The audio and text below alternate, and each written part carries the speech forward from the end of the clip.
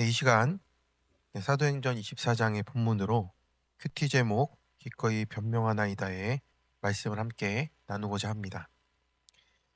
부르신 교회 성도 여러분, 우리가 억울한 일을 당하면 본능적으로 말하고 싶습니다. 저는 잘못이 없습니다. 그것은 오해라고 이렇게 말하고 싶은 게 우리의 인간적인 본성인 거죠. 그런데 오늘 본문에서 바울은 달랐습니다. 총독 앞에 끌려가서 재판을 받으면서도 침착하게 또 담담하게 그리고 기꺼이 그 거짓과 불의 앞에서 복음 안에서의 자신을 증언하고 있습니다. 이것이 바로 십자가를 통과한 사람의 태도인 것입니다. 우리가 억울함을 풀려고 하면 끝이 없고 억울함을 복음 안에서 받아들이면 그것이 구속사의 시작이 되는 것입니다. 오늘 말씀을 통해 억울한 자리에서도 복음을 드러내는 바울처럼 성령이 증거하시는 삶이 무엇인지 함께 띵크해 보고자 합니다. 첫 번째로 기꺼이 진실을 밝힙니다. 10절을 보면 총독이 바울에게 머리로 표시해서 이제 말하라고 합니다. 그래서 바울이 대답하되 당신이 여러 해 전부터 이 민족의 재판장 된 것을 내가 알고 내 사건에 대해서 기꺼이 변명하나이다 라고 이렇게 말을 합니다. 그 앞선 변호사처럼 아첨을 하거나 어떤 자신의 의도를 감추고 나가는 것이 아니고 그 권위자 앞에서도 흥분하거나 굽히지 않고 예의 있게 말하고 있습니다. 여기서 기꺼이라는 단어 헤데오스는 즐겁게 기쁨으로라는 뜻이에요. 그래서 바울은 억지스럽게 또 아첨하며 변명하는 것이 아니라 내 복음의 기쁨 안에서 변명하고 있습니다. 그리고 이렇게 말합니다. 내가 예루살렘에 예배하러 올라온 지가 열 이틀밖에 안 되었습니다. 또 그들은 내가 성전에서 누구와 변론하거나 회당이나 시중에서 소송한 것을 보지 못했습니다. 이렇게 사실을 담담히 말하고 있습니다. 바울은 자신이 정치적 선동가나 소외의 주동자가 아니라 단지 하나님께 예배드리러 올라왔음을 말하는 것입니다. 그는 감정이 아니라 사실로 진실을 말하고 하나님 앞에서 담담하게 서 있는 것이죠. 그 모습을 보십시오. 우리도 억울한 상황에서 감정적으로가 아니라 복음으로 담담히 말해야 될 때가 있습니다. 그러면 누구에게 다 알리지 않아도 또 누가 알아주지 않아도 하나님이 아시는 그 사건이 되는 것입니다. 그래서 사람에게 이해받으려 하지 말고 하나님께 들키는 인생이 되라라고 말씀하십니다. 바울은 그 자리에서 사람들을 이해시키려 들지 않습니다. 그저 하나님 앞에서 진실을 밝히고 진실은 때로 늦게 오는 손님이지만 반드시 온다는 것을 믿고 나아가고 있습니다. 적용 질문입니다. 억울한 상황에서 감정에 휩싸여 내 할 말만 하며 흥분합니까? 바울처럼 복음 안에서 사실을 기꺼이 담담하게 밝히고 있습니까? 누가 알아주기만을 바라며 조급합니까? 하나님이 다 아심을 믿고 기다립니까? 두 번째입니다. 항상 양심에 거리낌이 없었음이 증거됩니다. 14절에서 바울은 이렇게 고백합니다. 나는 그들이 이단이라 하는 도를 따라 조상의 하나님을 섬기며 율법과 선지자의 글에 기록된 것을 다 믿습니다. 자신이 새로운 종교를 만든 것이 아니라 오히려 그는 조상의 신앙, 말씀의 뿌리 위에 있다는 것을 고백합니다. 말씀의 성취로서의 복음이 되었고, 즉 그가 믿는 도는 바로 하나님께서 약속하신 구속사의 완성이 되는 예수 그리스도와 그 부활입니다. 그리고 15절 의인과 악인의 부활이 있으리라 함이니이다. 이렇게 말씀을 전합니다. 그래서 바울의 중심에는 언제나 부활의 신앙이 있었던 것이죠. 이 부활은 다시 일어서다라는 뜻이에요. 그래서 그는 인생의 어떤 결박 앞에서도 무너짐 앞에서도 매여 있지 않고 부활의 소망으로 다시 일어나는 그 생명을 가지고 나왔습니다. 그래서 16절에 이렇게 고백을 합니다. 이것으로 말미암아 나도 하나님과 사람에 대하여 항상 양심에 거리낌이 없기를 힘쓰니이다 라고 이렇게 고백을 했습니다. 여기서 거리낌이 없다라는 뜻은 비난받을 것이 없는, 걸림돌이 없는 이런 뜻이에요. 그래서 바울은 늘 하나님 앞에서, 사람 앞에서 양심을 깨끗이 지키는 삶을 살았다라는 겁니다. 그래서 원어로 보면 하나님께서 아는 마음이란 뜻이에요. 그래서 하나님께서 아는 마음으로 살아갔기 때문에 사람의 눈을 의식하지 않고 하나님만 의식하며 살아갔다라는 겁니다. 그래서 17절, 18절에 보면 그는 예루살렘에 돌아와서 민족을 위해 구제금을 가지고 와서 성전에 들어갔다라고 말을 하는 겁니다. 그래서 결례를 행하였고 모임도 없었고 소동도 없이 성전에 있었다라는 것을 사실대로 낱낱이 고하고 있습니다. 그러나 아시아에서 온 유대인들이 그를 보았다라는 거죠. 그래서 아시아에서 온 유대인들이 그걸 봤다면 정말 가만히 있었겠느냐라고 말을 했다라는 겁니다. 그래서 그는 선한 일을 하고 또 제자들을 위해서 또 유대 기독교인들을 위해서 결례를 행한 것밖에는 없었는데 그 중에 고발을 당한 것입니다. 하지만 그는 그 억울함마저 하나님 앞에 내어놓고 그 사실만을 담담히 얘기하고 있는 겁니다.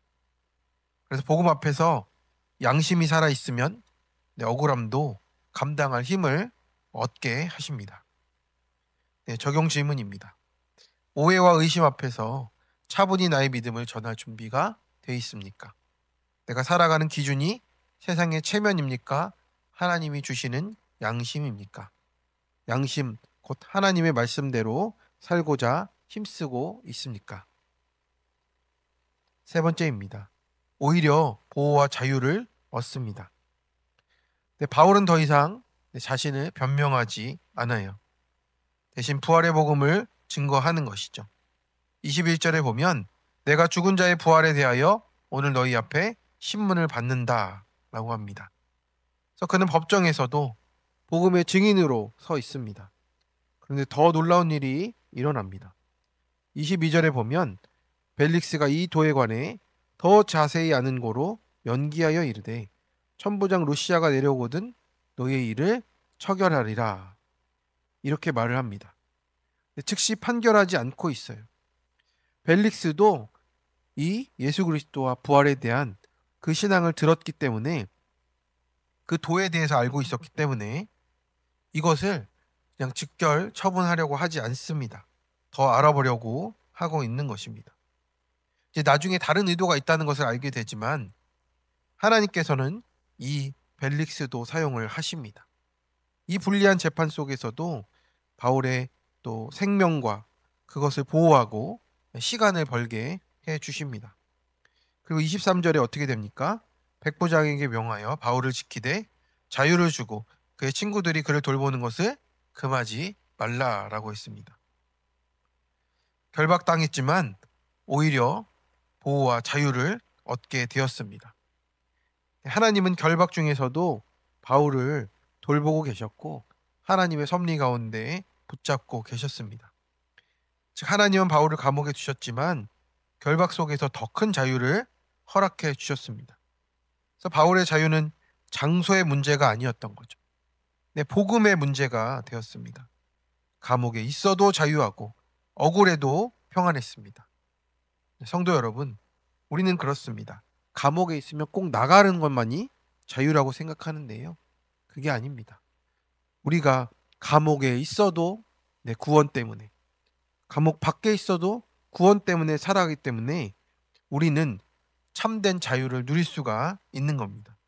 그래서 그의 자유는 진리의 자유가 되었고 곧 예수 그리스도 안에 있는 참된 자유가 되었다라는 겁니다. 그래서 바울은 감옥에 있으면서도 어떻게 됐습니까? 복음을 전했습니다. 그의 결박은 로마의 관원들에게 전했고 군인들에게 전했고 귀족들에게까지도 복음을 전하는 통로로 계속해서 쓰임을 받았다라는 겁니다. 우리 청년 큐티를 함께 나누고자 합니다. 저는 기독교 집안으로 태어나서 친언니 2명은 모두 목회자와 결혼을 했습니다. 이처럼 온 가족은 하나님을 믿지만 신앙의 가치관과 기준이 달라서 종종 부딪혔습니다. 큰 형부는 제가 다니는 교회 목사님에 대한 거짓된 정보를 사실인 것처럼 얘기하며 비판할 때가 많았고, 또 나와 생각이 비슷하다고 생각했던 둘째 언니도 너희 교회는 이상하고 유별나다 이렇게 정죄했습니다. 이런 상황에서 공의 앞에 바울처럼 두려움 없이 진실을 말해야 했지만 저는 감정이 앞서 화를 내거나 침묵할 때가 많았습니다. 어느 날 사역을 하던 중 공동체와 관계가 틀어진 둘째 언니는 그 일이 찾아온 이유가 깨달아지 않아 힘들었습니다. 그날 먼저 저는 큐티책을 펼쳐 말씀을 묵상했고 조심스럽게 용기를 내어 언니에게 위로와 권면을 전해줬습니다. 힘들어하던 언니는 자기 모습을 인정하며 그날 말씀을 보내달라고 자기도 기도하겠다라고 했습니다. 이번 사건으로 본질을 잃고 흔들릴 뻔했던 언니도 말씀을 받아들이는 모습을 보면서 하나님의 계획은 인간이 다 알 수 없다는 것을 깨닫게 됐습니다. 바울은 감옥 속에서도 복음을 전할 기회를 삼았다고 했는데 저는 함께 사는 부모님과 가족들에게 복음을 전하는 일도 포기하고 싶을 때가 많습니다. 가족은 구원 그 이상 그 이하도 아닌 관계라고 하신 목사님 말씀을 생각하면서 하나님과 사람에 대하여 항상 양심의 거리낌이 없기를 노력하겠습니다. 그리고 가족 구원의 사명대로 살아가며 하나님의 때를 잘 기다려 구원의 열매가 맺히기를 간절히 소망합니다. 아빠의 잔소리가 끝없이 이어져도 말대꾸하지 않고 입을 다물고 묵묵히 듣겠습니다. 가족의 구원을 위해 일주일에 3번 이상 기도하겠습니다. 그렇습니다. 우리가 우리 스스로를 보호하고 자유를 얻을 수 있는 방법이 없습니다. 우리는 복음을 전하는 것만이 참된 자유임을 오늘 우리 청년의 간증 통해서도 깨닫게 되는 것 같습니다. 그래서 감옥에서도 말씀을 전할 수 있다면 그것이 바로 자유의 자리입니다. 그것이 참된 자유입니다. 적용 질문입니다. 지금 내가 갇혀 있는 현실은 무엇입니까? 그것을 벗어나고만 싶으신가요? 결박 속에서도 복음을 전할 수 있는 참된 자유를 누리고 계십니까? 오늘 내가 있는 자리에서 죽고 살아난 이야기를 누구에게 전하고 싶으신가요? 함께 기도하겠습니다. 사랑의 하나님 아버지, 오늘도 말씀을 통해 바울처럼 기꺼이 진리를 변명하는 믿음을 배우게 하시니 감사합니다. 주님, 오늘도 억울한 자리에서 담담히 진리를 말하게 해주시고 사람 앞이 아니라 하나님 앞에서 깨끗한 양심을 지키게 하옵소서. 바울이 항상 양심에 거리낌 없기를 힘쓴다 라고 고백했듯이 우리도 매일 믿음을 훈련하며 주님 앞에 서게 하여 주옵소서. 결박 속에서도 자유를 주신 주님, 오늘도 우리를 변호하시고 지켜주시고 우리 말이 아니라 삶으로 복음을 증언하는 하루가 되게 하여 주옵소서. 모든 말씀 우리 주 예수 그리스도의 이름으로 간절히 기도드립니다. 아멘. 각자의 자리에서 기도의 시간으로 나아가시면 되겠습니다.